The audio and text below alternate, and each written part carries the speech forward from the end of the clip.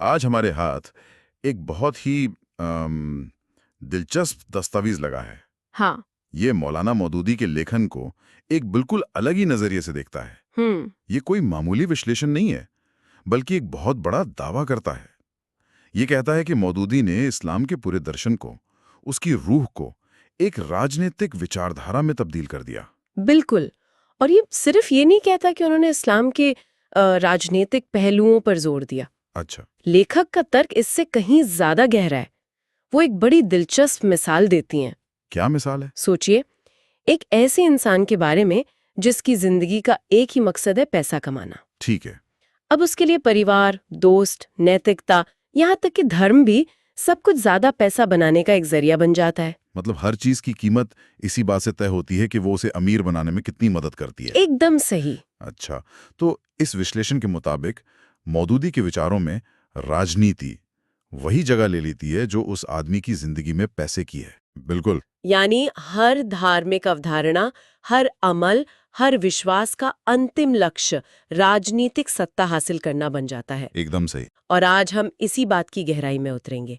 हम ये समझने की कोशिश करेंगे कि इस दस्तावेज के मुताबिक ये राजनीतिक चश्मा इस्लाम की बुनियादी अवधारणाओं को कैसे बदल देता है। जैसे कि इबादत, पैगंबरों का मिशन, तकवा। हाँ, और यहाँ तक कि ईश्वर के साथ बंदे का रिश्ता, सब कुछ कैसे एक नए सांचे में ढल जाता है। तो ये एक सफर है ये देखने का कि जब किसी विचारधारा का केंद्र बदल दिया जाता है तो पूरी तस्वीर कैसे बदल जाती है। जी। तो चलिए शुरू करते हैं इस विश्लेषण के सबसे बुनियादी तर्क से। लेखक के मुताबिक मौदूदी की असल और मौलिक गलती क्या थी? देखिए, लेखक ये साफ करती हैं कि गलती ये नहीं थी कि मौदूदी ने पैगंबर की सुन्नत का इनकार किया या दीन में कोई नई चीज जोड़ी। अच्छा। उनकी गलती बहुत ज्यादा बुनियादी स्तर पर थी। ये एक तरह का पैराडाइम शिफ्ट था। पैराडाइम शिफ्ट कैसे? उन्होंने ये मान लिया कि ईश्वर ने इंसानों को जिस काम के लिए दुनिया में भेजा है, जो सबसे बड़ा फर्ज उन पे डाला है, वो है एक राजनीतिक व्यवस्था कायम करना। यानी हुकूमत इलाहिया की स्थापना। हाँ। ये तो बहुत बड़ा दावा है। मतलब इंसान की पैदाइश का मकसद ही राजनीतिक हो गया। इसका मतलब तो ये हुआ कि दीन के बाकी जितने भी पहलू हैं, इबादत, अखलाक, रूहानियात, उन सब का दर्जा कम हो गया। बिल्कुल। इस विश्लेषण के मुताबिक वो सब दूसरे दर्जे के हो गए, सेकेंडरी। हर चीज का महत्व इस बात से तय होने लगा कि वो राजनीतिक सत्ता हासिल करने के महान लक्ष्य में कितनी मददगार है। अच्छा, मतलब अगर नमाज उस लक्ष्य में मदद करती है तो वो महत्वपूर्ण है। हाँ, अगर रोजा उस मकसद के लिए लोगों को तैयार करता है तो वो अहम है। तो राजनीति वो सूरज बन गई जिसके चारों ओर दीन के बाकी सारे ग्रह चक्कर लगाने लगे। क्या बात है, बहुत अच्छी उपमा है। हाँ, ये सिर्फ एक पहलू पर जोर देना नहीं था, ये पूरे सिस्टम को एक नए सेंटर के चारों ओर खड़ा करने जैसा था। और इस पूरी सोच की बुनियाद इस बात पे टिकी है कि ईश्वर और इंसान का रिश्ता कैसा है। इस दस्तावेज में मौदूदी की इस समझ को कैसे पेश किया गया है? लेखक बताती हैं कि मौदूदी ने इंसानी जिंदगी को दो हिस्सों में बांटा है। दो हिस्सों में? जी। एक है प्राकृतिक नियमों का क्षेत्र। इसमें इंसान बिल्कुल बेबस है।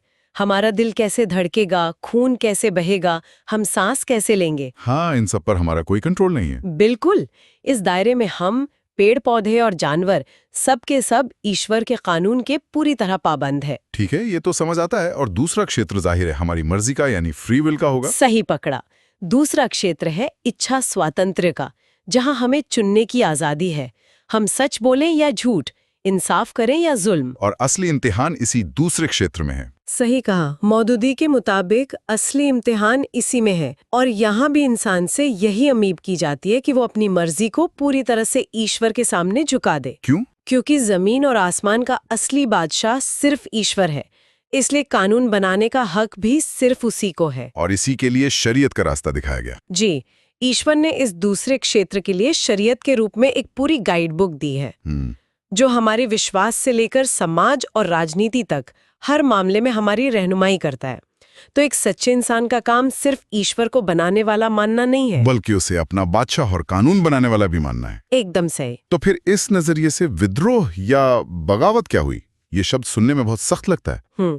अगर ईश्वर ही एकमात्र शासक है, तो फिर आज की दुनिया में जो सरकारें हैं, चाहे वो राजशाही हो या लोकतंत्र, इस नजरिए से वो क्या कहलेंगी? क्या स्रोत उन्हें सीधे सीधे विद्रोही कहता है? आपका सवाल बिल्कुल सही जगह पर चोट करता है। इस विश्लेषण के मुताबिक विद्रोह ठीक यही है। अच्छा। जब कोई इंसान या कोई समूह ये दावा करता है कि इस फ्री विल वाले क्षेत्र में वो अपनी मर्जी चलाएगा, वो अपने कानून बनाएगा, तो वो सीधे सीधे ईश्वर की बादशाहत को चुनौती दे रहा है। चाहे वो एक राजा हो जो कहता है मेरा हुक्म ही कानून है। हाँ, या कोई तानाशाह, या फिर लोकतंत्र में नागरिकों का समूह जो ये कहता है कि हम सब मिलकर अपने लिए कानून बनाएंगे और हमें ईश्वर के कानून की जरूरत नहीं। तो मौदूदी की नजर में ये सब ईश्वर के खिलाफ बगावत है। जी, ये कहना कि यहाँ मैं अपनी मर्जी से शासन करूंगा, ईश्वर के खिलाफ एक खुला ऐलान जंग है। अगर दुनिया की मौजूदा व्यवस्थाएं विद्रोह हैं, तो फिर एक सच्चे आस्तिक का मिशन क्या बन जाता है? सिर्फ अपनी जिंदगी जीना और इबादत करना काफी नहीं है। इस सोच के हिसाब से बिल्कुल नहीं।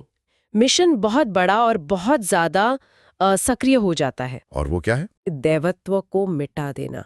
ये सुनने में बहुत रैडिकल लग सकता है। हाँ, लेकिन इसका मतलब ये है कि जैसे प्राकृतिक दुनिया में सिर्फ ईश्वर का कानून चलता है, वैसी ही इंसानी समाज में भी सिर्फ उसी का कानून यानी शरीयत लागू हो। और ये होगा कैसे?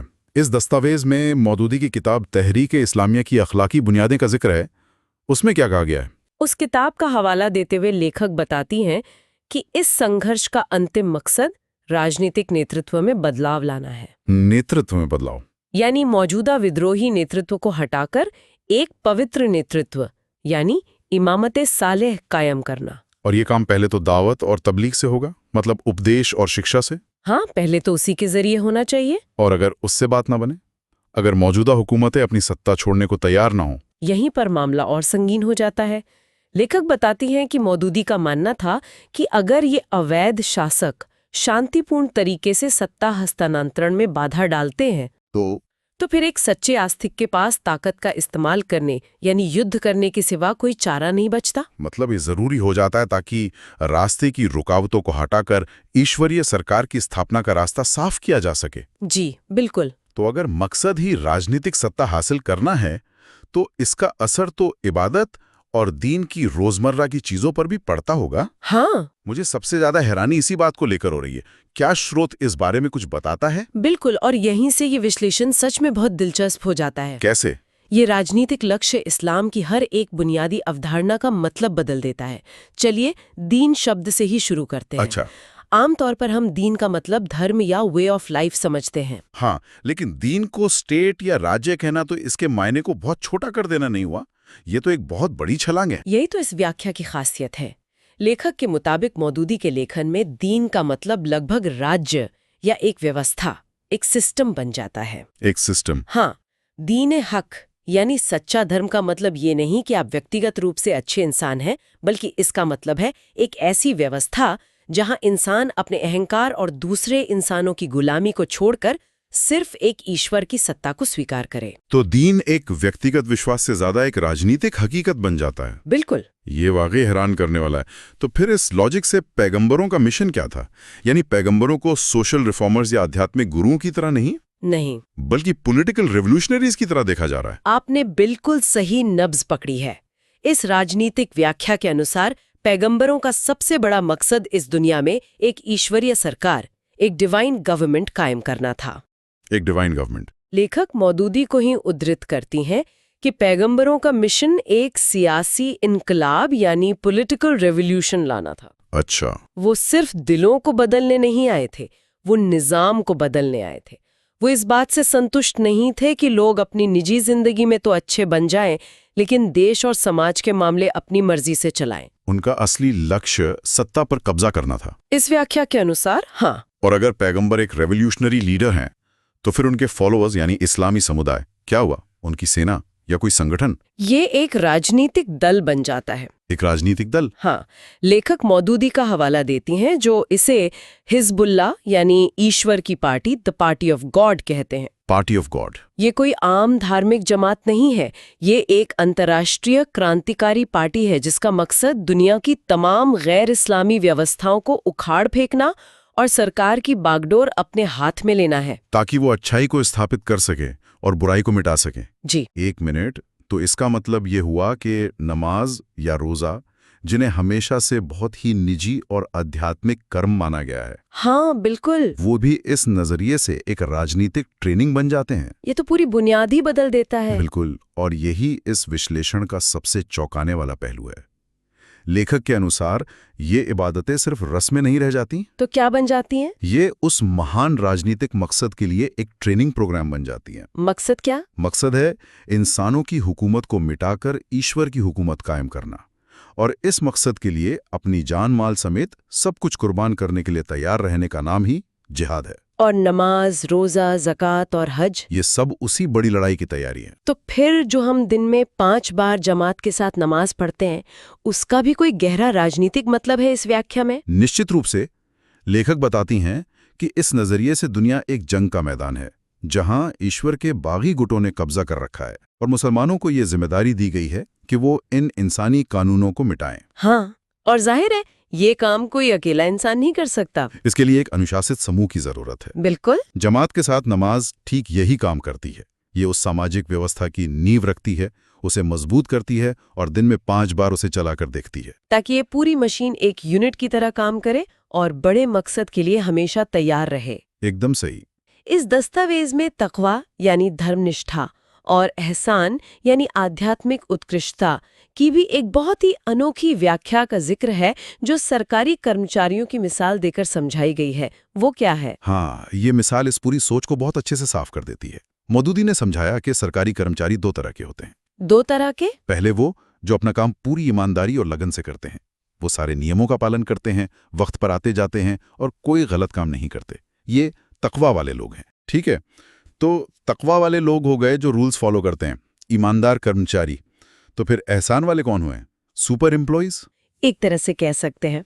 दूसरी किस्म के कर्मचारी वो हैं जिनमें सरकार के लिए एक गहरा जज्बा और वफादारी होती है। अच्छा। वो सिर्फ अपना काम नहीं करते, बल्कि हर वक्त ये सोचते रहते हैं कि सरकार के मकसद को और बेहतर तरीके से कैसे पूरा किया जाए। वो अपनी ड्यूटी से बढ़कर काम करते हैं। और अगर सरकार पर कोई आंच आती है, कोई बगावत होती है, तो वो अपनी जान और माल की परवाह किए बिना उस बगावत को कुचलने के लिए सबसे आगे खड़े होते हैं। ये एहसान वाले लोग हैं। हाँ, लेखक मौदूदी को उद्धृत करती हैं कि इस्लाम की असली शक्ति इसी दूसरे समूह ने है, और इनके बिना इस्लाम का काम आगे नहीं बढ़ सकता। तो यहाँ भी एहसान जैसी गहरी आध्यात्मिक चीज, जिसका मतलब है ईश्वर की इबादत ऐसे करना जैसे तुम उसे देख रहे हो, उसे भी राज्य के प्रति या उस राजनीतिक व्यवस्था के प्रति अटूट वफादारी के तौर पर परिभाषित कर दिया गया है। हाँ, वफादारी का सबसे ऊंचा मकाम उस ईश्वरीय सरकार के प्रति हो जाता है जिसे कायम करना ही असल मकसद है। और आखिर में एक और हैरान करने वाली बात, दस्तावेज में पैगंबर की मेराज की घटना का जिक्र है। 1 मिनट, मेराज? हाँ, मेराज। उसे तो हमेशा से एक बेहद रूहानी और मिस्टिकल घटना माना जाता रहा है। ये सोचना भी अजीब है कि उसे एक राजनीतिक बैठक की तरह देखा जा सकता है, जैसे कोई सीईओ हेड ऑफिस में रिपोर्ट करने गया हो। क्या स्रोत वाकई में इसी तरह की भाषा का इस्तेमाल करता है? आपकी ये एनालॉजी इस विश्लेषण पर बिल्कुल सटीक बैठती है। सच में? हाँ, लेखक के अनुसार मौदूदी ने मेराज को ठीक इसी राजनीतिक नजरिए से देखा। उन्होंने लिखा कि पृथ्वी ईश्वर की विशाल सल्तनत का एक छोटा सा सूबा है और पैगंबर को इस सूबे में भेजा गया है। ठीक है। 12 साल तक दावत देने के बाद जब इस्लामी आंदोलन एक नए मरहले में दाखिल हो रहा था और एक राज्य में तब्दील होने वाला था, तब मेराज का वाकया पेश आया। ठीक है। तो ये एक तरह की स्ट्रेटेजिक मीटिंग थी। इस विश्लेषण के मुताबिक हाँ, मौदूदी में लिखा कि ये एक बहुत अहम मौका था जब कायनात के बादशाह यानी ईश्वर ने पैगंबर को एक नई नियुक्ति, अपॉइंटमेंट और नए निर्देश, इंस्ट्रक्शंस देने के लिए अपने दरबार में बुलाया था। तो मेराज में जो 14 सिद्धांत दिए गए वो सिर्फ नैतिक शिक्षाएं नहीं थी? नहीं, वो आने वाली इस्लामी रियासत का घोषणा पत्र थे, एक मैनिफेस्टो, एक समाज बनाने का कार्यक्रम। जी, जिसकी बुनियाद पर पैगंबर को आगे चलकर एक पूरी सभ्यता कायम करनी थी। तो अगर हम इन सब टुकड़ों को जोड़कर देखें तो ये विश्लेषण सिर्फ ये नहीं कह रहा है कि इस्लाम में राजनीति भी है। नहीं, बिल्कुल नहीं, ये उससे कहीं आगे की बात है। तो फिर क्या कह रहा है? स्रोत का मूल तर्क ये है कि ये इस्लाम की एक मुकम्मल राजनीतिक व्याख्या है। इसमें धर्म का कोई भी हिस्सा राजनीति के चश्मे के बिना नहीं समझा जा सकता। मतलब जीवन का उद्देश्य, इबादत का तरीका, धर्मनिष्ठा का पैमाना, पैगंबरों का मिशन, हर एक चीज को एक खास राजनीतिक रंग दे दिया गया है और उसकी पूरी समझ को राजनीति से ही बांध दिया गया है। पूजा और प्रार्थना जैसी गतिविधियां एक राजनीतिक मिशन के लिए ट्रेनिंग बन जाती हैं। इस्लामी समुदाय एक क्रांतिकारी राजनीतिक दल बन जाता है और आध्यात्मिक उत्कृष्टता का मतलब राज्य के प्रति बिना शर्त वफादारी हो जाता है। बिल्कुल। ये वाकई सोचने पर मजबूर करता है। और यही हमें एक बड़े सवाल पर लाकर छोड़ता है जिस पर हमारे श्रोताओं को सोचना चाहिए। और वो क्या है? अगर किसी भी विश्वास प्रणाली, चाहे वो कोई भी हो, उसके बुनियादी मकसद को ही बदल दिया जाए तो उस प्रणाली के अंदर हर एक काम और हर एक सोच का मतलब उसके मानने वालों के लिए कैसे बदल जाता है। हाँ। और जब रूहानी यानी आध्यात्मिक लक्ष्य और राजनीतिक लक्ष्य एक ही सिक्के के दो पहलू बन जाएं, या यूं कहें कि रूहानियत को सियासत का ईंधन बना दिया जाए, तो इसके दूरगामी परिणाम क्या हो सकते हैं?